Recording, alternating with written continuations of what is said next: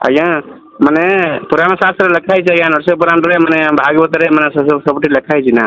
ହୁଁ ଆଉ ସେଟାକୁ ସତ୍ୟ ନା ମିଛ ଭାଗବତରେ ନା କଣ ଲେଖା ହେଇଛି? ଯେତେବେଳେ ମାତା ଗର୍ଭରେ ବ୍ରହ୍ମାସି ଦେଇଥିଲେ ତାଙ୍କର ଗୋଟେ ଥର ଦେଇଥିଲେ ଆଉ ଗୋଟେ 41 ଦିନ ଦେଇଥିଲେ ଆଉ ସେଟା ଆମେ ଭୁଲି ଯାଇ ଜାନ ଆଉ ସେଥିରେ ସେଟାକୁ ଆମେ ରିଭିval କଲେ ହଉନି କି କହୁଛି। ଆଉ ସେ ଭୁଲି ଯାଉଛୁ ପୁଣି ଜାଣିବୁ କେମିତି? ଆବେ କର୍ଣ୍ଣ ଦୀକ୍ଷା ଗୁରୁ ଦେଲା ପରେ ଅଛି ଷୋଡ଼କ୍ଷର ମନ୍ତ୍ର।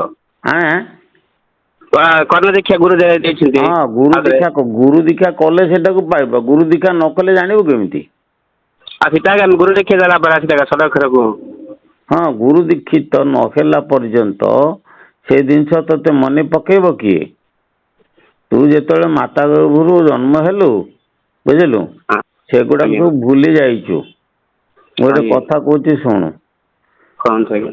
ମାତା ଗର୍ଭେ ଗଢା ହେଲା ତୋ ଯେଉଁ ପିଣ୍ଡ ମଶାଣିରେ ହେବ ଦିନେ ଖଣ୍ଡ ବିଖଣ୍ଡ ବାଲ୍ୟ ଯୌବନ ଜରାଟି ସୁମନ ବାଲ୍ୟ ଯୌବନ ଜରାଟି ସୁମନ ଚନ୍ଦ୍ର କଳା ପ୍ରାୟ ଜାଣ ରେ ଅକ୍ଷୟ ତୋ ଆତ୍ମ ଜ୍ଞାନ ରେ ଏତ କରମର ଫଳ।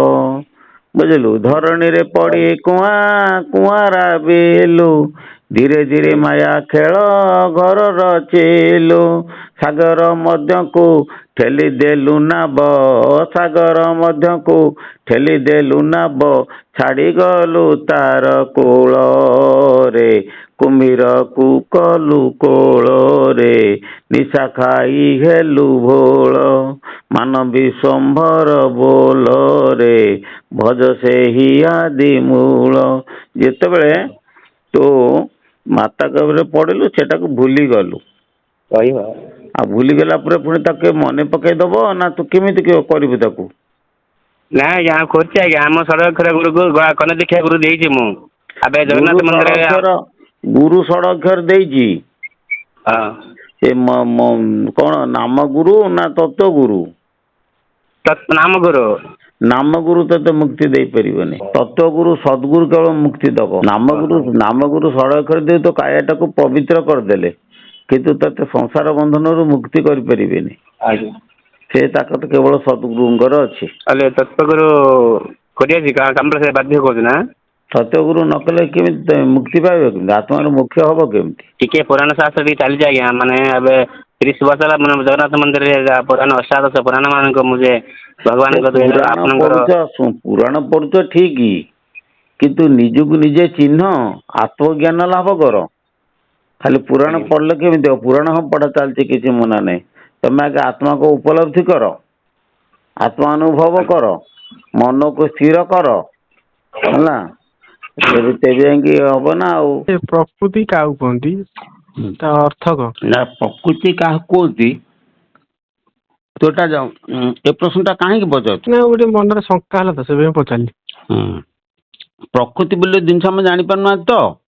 ଆଜ୍ଞା ପ୍ରକୃତି ହଉଛି ସ୍ୱଭାବ ବା ଗୁଣ ହେଲା କି ଆଚ୍ଛା ସ୍ୱଭାବ ସେଇ ଆଜ୍ଞା ସ୍ୱଭାବ ବା ଗୁଣ ସେଇ ସ୍ୱଭାବକୁ ଯିଏ ଧାରଣ କରେ ତାକୁ କୁହାଯାଏ ପୁରୁଷ। ବୁଝିଲୁ କି ଆଜ୍ଞା ପ୍ରକୃତିର ଅନ୍ୟ ନାମ ହଉଛି ଧର୍ମ ବୁଝିଲୁ କି ଧର୍ମ ଆଉ ହଁ ଧର୍ମର ଧାରକକୁ କୁହାଯାଏ ଧର୍ମୀ। ମୁଁ ଗୋଟେ ଉଦାହରଣ ଦଉଛି ତରଳତା ହଉଛି ଜଳର ଗୋଟିଏ ଧର୍ମ। ଆଜ୍ଞା କିନ୍ତୁ ତରଳଟାକୁ ଧାରଣ କରିଛି ଯିଏ ଜଳ ତାକୁ ଆଜ୍ଞା କୁହାଯାଏ ଧର୍ମୀ ବୁଝିପାରିଲ ନା? ଆଜ୍ଞା ଆଚ୍ଛା ତେଣୁ ଏଇଟା ହେଲା ଭୌତିକ ଜଗତରେ ବା ଜଡ଼ ଜଗତରେ। ହୁଁ ହୁଁ କିନ୍ତୁ ଚେତନ ଜଗତରେ ଯେ ଚେତନର ଧର୍ମକୁ କୁହାଯାଏ ପ୍ରକୃତି ହେଲା ଜଡର ଚେତନ କହୁଛି ଚେତନର ଧର୍ମକୁ ହେଲା ପ୍ରକୃତି କୁହାଯାଏ ଜଡର ଧର୍ମକୁ ଧର୍ମ ବୋଲିକି କୁହାଯାଏ। ବୁଝିପାରିଲୁ? ଚେତନା ଜଗତ ହଉଛି ଆମର ସୂକ୍ଷ୍ମ କଥା ତ? ନାଇଁ ସୂକ୍ଷ୍ମ କଥା ଯେ ସେଗୁଡାକ ତୁ ଭାବେ ନା ଚେତନକୁ ହଉଛି ଗୋଟେ ଶକ୍ତି ବୋଲିକି ଭାବେ ହେଲା। ଆଜ୍ଞା ଚେତନା ଶକ୍ତିର ଧର୍ମଟାକୁ କୁହାଯାଏ ପ୍ରକୃତି ଏବଂ ସେ ପ୍ରକୃତିକୁ ଧାରଣ ଯିଏ ଯୋଉ ଚେତନ ଶକ୍ତି କରିଛି ତାକୁ କୁହାଯାଏ ପୁରୁଷ। ମୁଁ ଗୋଟେ ବୁଝେଇ ଦଉଛି ଆଲୋକର ଧର୍ମ ହେଲା ଆଲୋକ ପ୍ରଦାନ କରିବା ବୁଝିଲ ନା? ଆଜ୍ଞା କୁହନ୍ତୁ ଆଲୋକର ଧର୍ମ ହେଲା ଆଲୋକ ପ୍ରଦାନ କରିବା ଆଜ୍ଞା ସେଇଟା ହଉଛି ଧର୍ମ ଧର୍ମ କିନ୍ତୁ ଆଲୋକ ପ୍ରଦାନ କରୁଥିବା ଶକ୍ତିଟାକୁ କୁହାଯାଏ ଧାରକ ଧର୍ମ ଧାରକ ବା ଆଲୋକ। ଧର୍ମୀୟ ଆଉ। ଧର୍ମୀ ଆଉ କ'ଣ। ତେଣୁ ଧର୍ମ ଧର୍ମୀ କହିଲେ ଭୌତିକ ଜଗତରେ ଯାହାକୁ ଧର୍ମ କହିବା ତାର ଧାରଣକର୍ତ୍ତାକୁ ଧର୍ମୀ କହିବା, କିନ୍ତୁ ଆଧ୍ୟାତ୍ମିକ ଜଗତରେ ଯାହାକୁ ଧର୍ମ ବୋଲିକି ଯେଉଁଟା କୁହାଯିବ ସେଇଟା କୁହାଯାଏ ପ୍ରକୃତି ଏବଂ ତାର ଧାରକକୁ କୁହାଯାଏ ପୁରୁଷ। ଆଚ୍ଛା, କିନ୍ତୁ ଗୋଟିଏ କଥା ହେଉଛି ପ୍ରକୃତି ଧର୍ମ ଭିତରେ ପାର୍ଥକ୍ୟ ହେଉଛି ଏଇଆ ଯେ ଧର୍ମ ସର୍ବଦା ଲୁକାୟିତ ହେଇକି ଥାଏ। ତାହା ଯେତେବେଳେ କୌଣସି ପରିବେଶର ଅନୁକୂଳ ପରିସ୍ଥିତି ପାଏ ସେତେବେଳେ ସେ ପ୍ରକାଶ ପାଏ। ବୁଝିପାରିଲେ ନା କଥାଟା କ'ଣ? ମନେକରେ ଯେ ଲୁହାର ତରଳ ହବାର ଗୋଟେ ଗୁଣ ଅଛି, କିନ୍ତୁ ପରିବେଶରେ ଯଦି ଅଗ୍ନିର ଉତ୍ତାପ ଶକ୍ତି ଯଦି 1400 ଡିଗ୍ରୀରୁ ଅଧିକା କେଉଁଠି ସେ ପାଇଲା ଅଟୋମେଟିକ୍ ସେ ତରଳ ହେଇଯିବ। ଆଜ୍ଞା। ତେଣୁ ପରିବେଶର ଅନୁକୂଳ ପରିସ୍ଥିତିରେ ଧର୍ମ ପ୍ରକାଶ ପାଏ। ବୁଝିପାରିଲେ ନା? ଆଜ୍ଞା, କିନ୍ତୁ ସେମିତି ପ୍ରକୃତି ମଧ୍ୟ ପରିବେଶର ଅନୁକୂଳର ପରିସ୍ଥିତିରେ ପ୍ରକାଶ ପାଏ, କିନ୍ତୁ ପ୍ରକୃତି ହେଉଛି ଅଟୋମେଟିକ୍, ତାକୁ କେହି ପ୍ରକାଶ କରନ୍ତି ନାହିଁ। ମୁଁ ଗୋଟେ ଉଦାହରଣ ଦେଉଛି ଯେ ଗୋଟେ ଗଛ ତୁମେ ଲଗେଇଲ, ସେ ଗଛରେ ତୁମେ ପାଣି ଦେଇକି ଗଛକୁ ବଢ଼େଇଲ, କିନ୍ତୁ ଫୁଲ ଗଛଟା ଯେତେବେଳେ ଲଗେଇଛ ଫୁଲ ଅଟୋମେଟିକ୍ ଫୁଟିବ, ତାକୁ କେହି ସେଇଟା ଫୁଟାନ୍ତି ନାହିଁ। ଏଇଟା ହେଉଛି ଗଛର ପ୍ରକୃତି। ଏଇଟା ପ୍ରକୃତିର ଧର୍ମ ଆଉ। ଧର୍ମ ଯିଏ ପ୍ରକୃତି ସିଏ, କିନ୍ତୁ ଏଇଟା ହେଉଛି ଗୋଟେ ପ୍ରକୃତି ହେଲା। ତେଣୁ ଏଇ ବିଶ୍ୱ ଜଗତରେ ଯେତେ ପ୍ରକାରର ଧର୍ମ ରହିଛି ସବୁ ଗୁଡ଼ାକ ହେଉଛି ଗୋଟିଏ ଗୋଟିଏ ପ୍ରକୃତିର ରୂପାନ୍ତର। ଏଇ ଧର୍ମର ମୌଳିକ ସତ୍ତାଟା ହେଉଛି ପ୍ରକୃତି, ମୂଳ କଥାଟା। ମୌଳିକ ଜିନିଷଟା ହେଉଛି ପ୍ରକୃତି, ଧର୍ମର ମୂଳ ଜିନିଷଟା ହେଲା ପ୍ରକୃତି, ଆଉ ଅନ୍ୟ ଗୁଡ଼ିକ ସବୁ ହେଉଛି ଧର୍ମ। ବୁଝିପାରିଲେ ନା?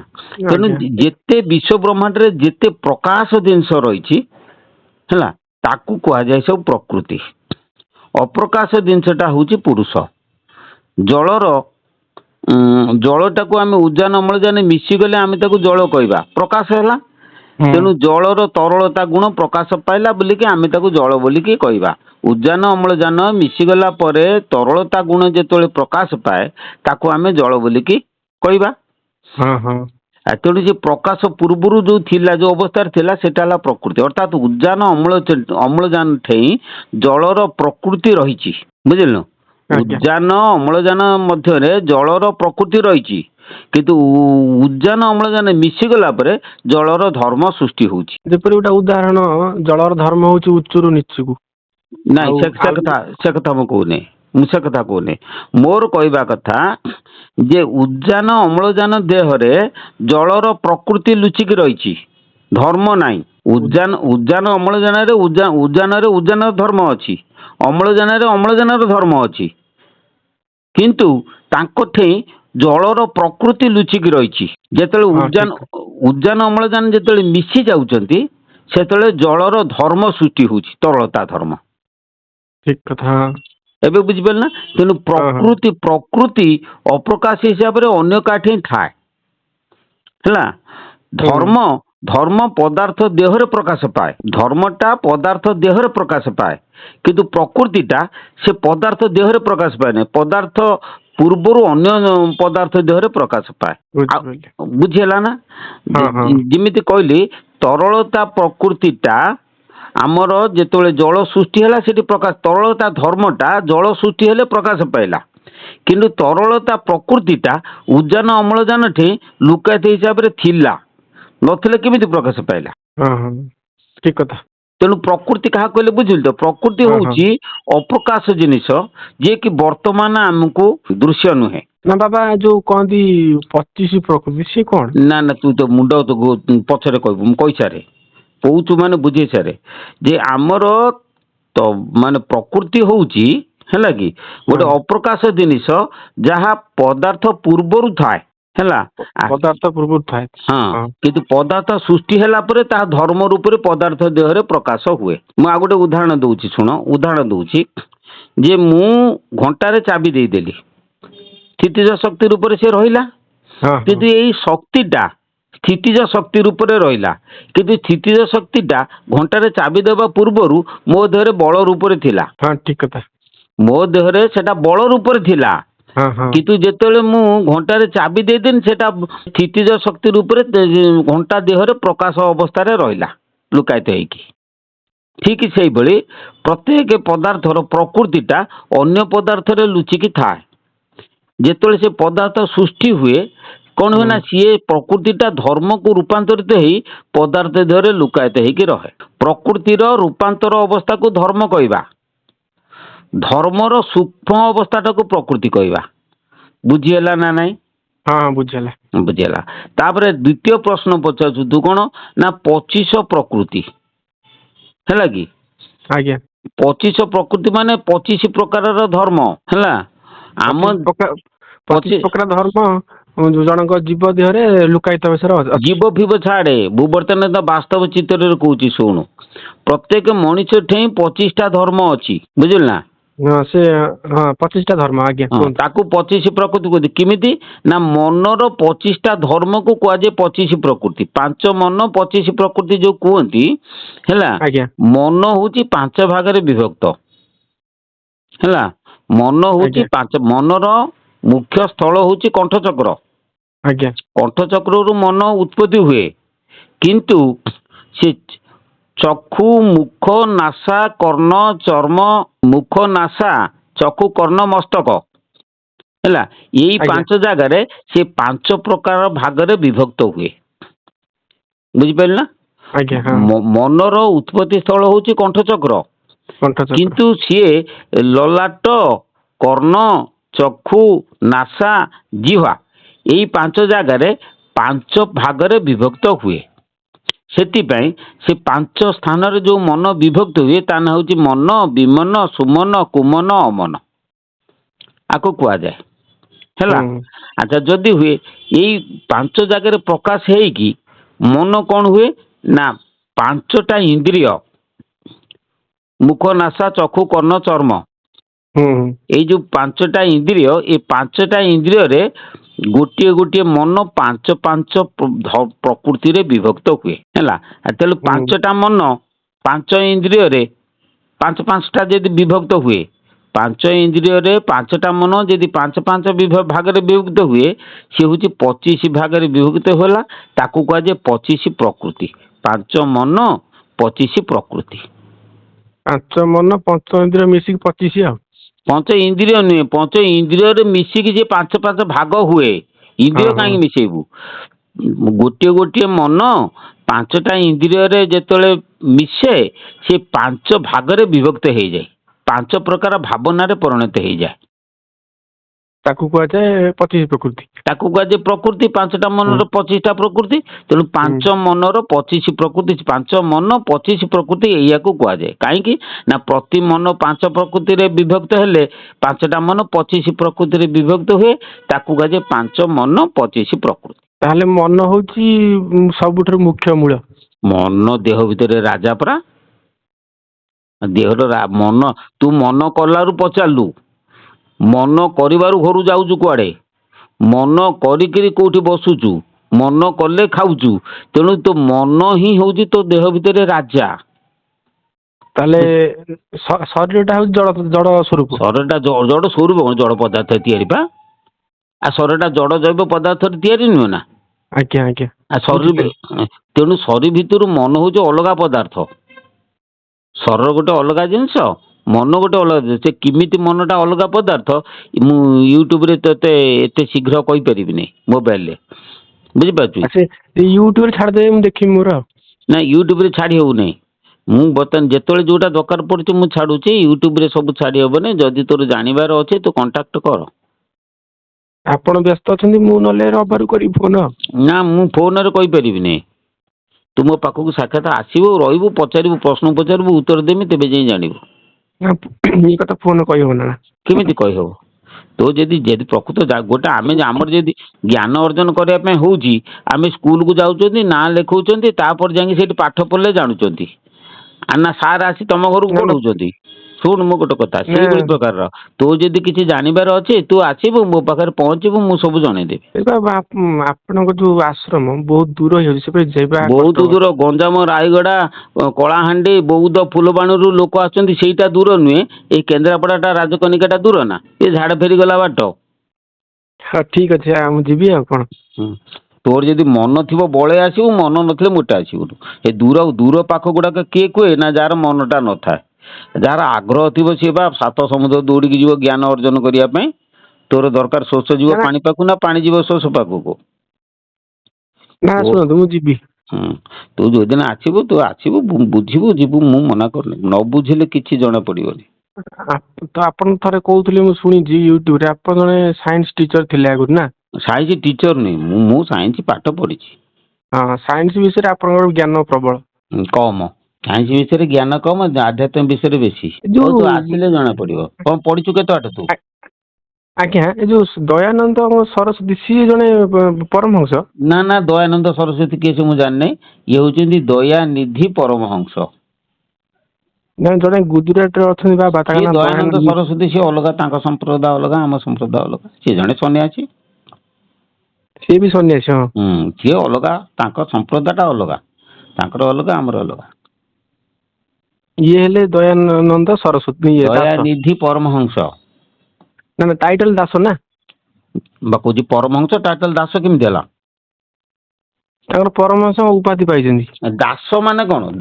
ଦାସ ହଉଛି ମାଲିକର ଅନୁଗତ୍ୟକୁ ଦାସ ବୋଲି କୁହାଯାଏ। ବୁଝିଲୁ କି? ବୁଝିପାରୁଛୁ ନା? ମାଲିକର ଆଜ୍ଞା। ଚାକରଟାକୁ ଦାସ ବୋଲି କହିବ, ଆଉ ମାଲିକଟାକୁ ଦାସ କହିବ ନା?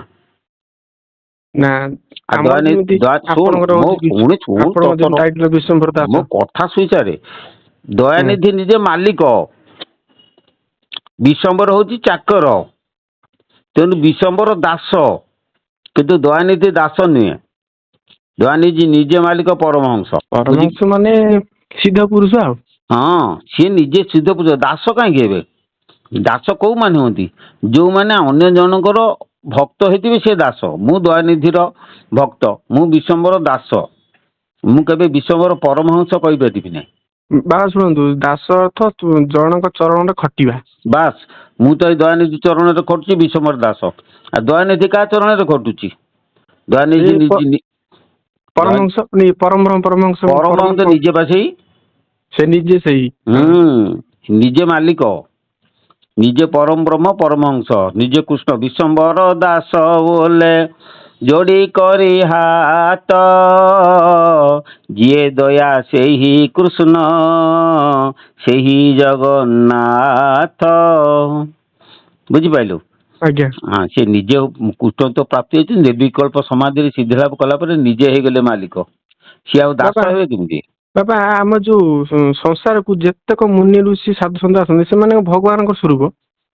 ହଁ, ମୁଁ ଗୋଟେ କଥା କହି ତୋତେ ଗୋଟେ ଉଦାହରଣ ବୁଝଉଛି, କହିଦେଉଛି, ଜାଣିପାରିବୁ। ଯୋଉ ଡାକ୍ତର, ଡାକ୍ତର ଆଜ୍ଞା, ଗୋଟିଏ ନା ଅନେକ? କ୍ଲିୟର ହଉନି। ଡାକ୍ତର ଜଣେ ନା ଅନେକ? କ'ଣ କହିଲେ, ଆଉଥରେ କହିଲେ? ଡାକ୍ତର ଜଣେ ନା ଅନେକ? ଜଣେ। ଜଣେ। ହଁ। କେମିତି? ଗୋଟିଏ ଡାକ୍ତର ଅଛି ନା ଭୁବନେଶ୍ୱରରେ, ଆଉ କେହି ନାହାନ୍ତି?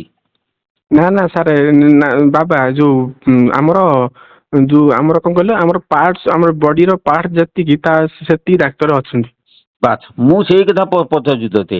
ଯିଏ ଡାକ୍ତର ଡିଗ୍ରୀ ହାସଲ କଲା ସେଇ ହଉଛି ଡାକ୍ତର।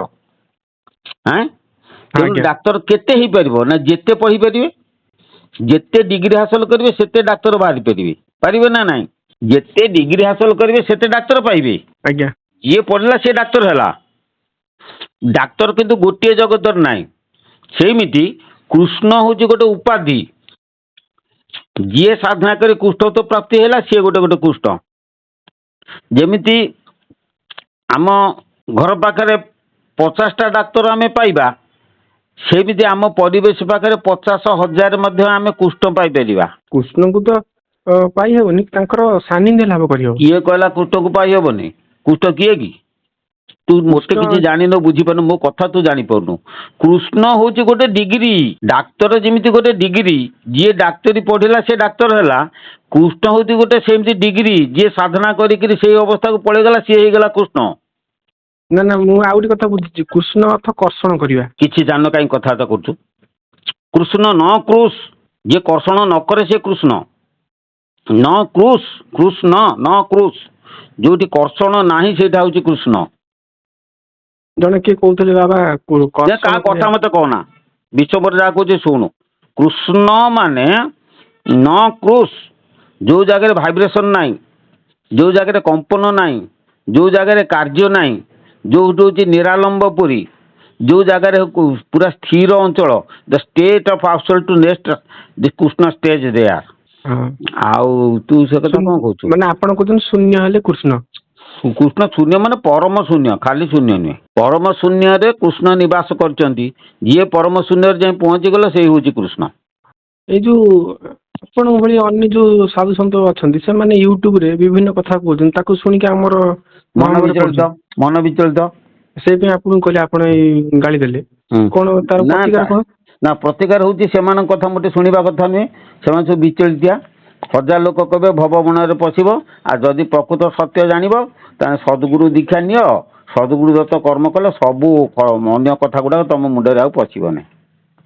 ଆପଣ ଯେମିତି ୟୁଟ୍ୟୁବରେ ଛାଡୁଛନ୍ତି, ସେଟା କଣ ଦୁନିଆ ସାଧୁ ସନ୍ଥ ସମସ୍ତେ ଛାଡୁଛନ୍ତି, କିନ୍ତୁ ବିଶ୍ୱର ବାବା ଭଳିଆ କେହି ଛାଡୁ ନଥିବେ। ଆପଣ କ୍ଲିୟର ବୁଝେଇକି କହୁଛନ୍ତି ଆଉ। ବାସ୍, କାହିଁକି କେମିତି କହିଲି? ମୋର ସ୍ୱ ଅନୁଭୂତି ନା ଆଉ। ହଉ ଆଜ୍ଞା ଗାଡି ଛାଡ଼ିଦେବ, ମୁଁ ଯାଉଛି, ଟ୍ରେନ ଛାଡ଼ିଲାଣି, ପଛରେ କଥାବାର୍ତ୍ତା ହବା। ଆଜ୍ଞା, ରହିଲି ତାହେଲେ।